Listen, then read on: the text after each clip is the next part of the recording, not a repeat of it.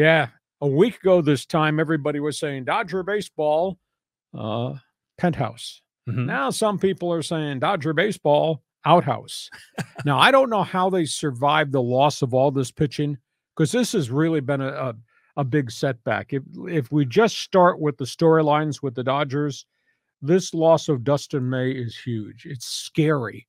You know, he came off the Tommy John surgery in the elbow, sat out all of last year, was monitored and brought along in a proper fashion as they go through the steps of the rehab, the bullpen sessions, the throwing, the minor league games, etc.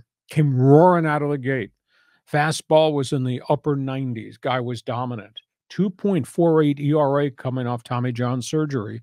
And all of a sudden, forearm starts to bother him. Now, he did not tear the ligament. He's got a strained pronator muscle in the elbow, 8 weeks. So he is dry docked. That's an issue. There's a scary part to the rehab process when you're trying to work your way back. Walker Buehler's been throwing bullpens, legendary pitcher. Fastball always in the high 90s. Hardest he's been able to throw in the bullpen is 89. Ooh. Now, he's not had physical setbacks, but he does not have his velocity right now. That's a big issue. I'm not sure what's going on with Julio Urias. Ace of the staff, what was he, 20-3 last season? His last 37 innings has just been horribly bad. His velocity is down.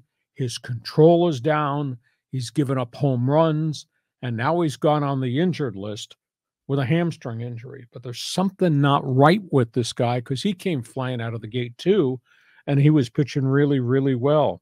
I wrote Urias's numbers down. Listen to this: 37 innings, 25 runs, 40 hits, 18 walks. That's 58 base runners in 37 innings and 13 home runs. This was a guy was a Cy Young type pitcher last season. So that's a big issue there. The bullpen by committee has been a real problem.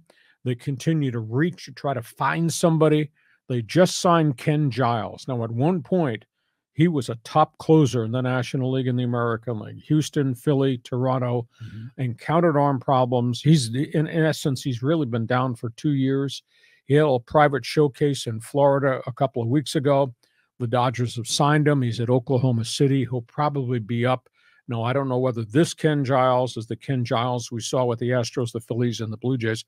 But the Dodgers are in first place. Geez, John, they're 8 games ahead of your Padres right now. And that's with all these issues that they've got, you know, and we've talked extensively about no Gavin Lux, and we talked about Outman, the hot young center fielder, and we talked about what the rookie Vargas at second base has done. I was staggered. I just saw a statistic. Trace Thompson is 0 for 36. Okay. You're supposedly one of your rotation outfield, 0 for 36. Well, he's reverted back to the way he played for the Padres. Yeah. So Dodgers are in first place right now with a myriad of problems, but there's a lot of baseball to be played. And if they don't get Julio back healthy on the mound, and Dustin May is out for an even longer extended period of time, you can't say, here's my rotation, it's Clayton Kershaw and Tony Gonsolin, and that's right now all they got. And they got the 5 kid pitchers down at AAA, but each of them has had a physical issue that kind of slowed their ability to go from AAA to the major league. So Dodgers are in first place holding on, but all is not right. And Dodger Blue has really got a different definition right now. Well, what's the deal with all these pitchers? They're so fragile, you know? It's just like they break so easily. I remember back in the day when they had 4-man rotations and pitchers were regularly going over 200 innings a season, sometimes 300 innings in a season. And now these little things that happen. But, you know, Dustin May, that kid's a talent. I mean, he looks like Carrot Top up on the mound with a big red fro.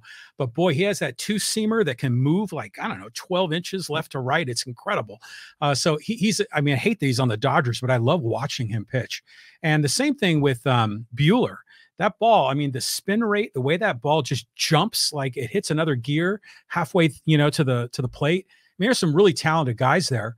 But yeah, they got to get their house in order. And maybe this is a chance for the Padres if they can figure out how to hit the ball. Maybe now they can catch the Dodgers when they're reeling a bit.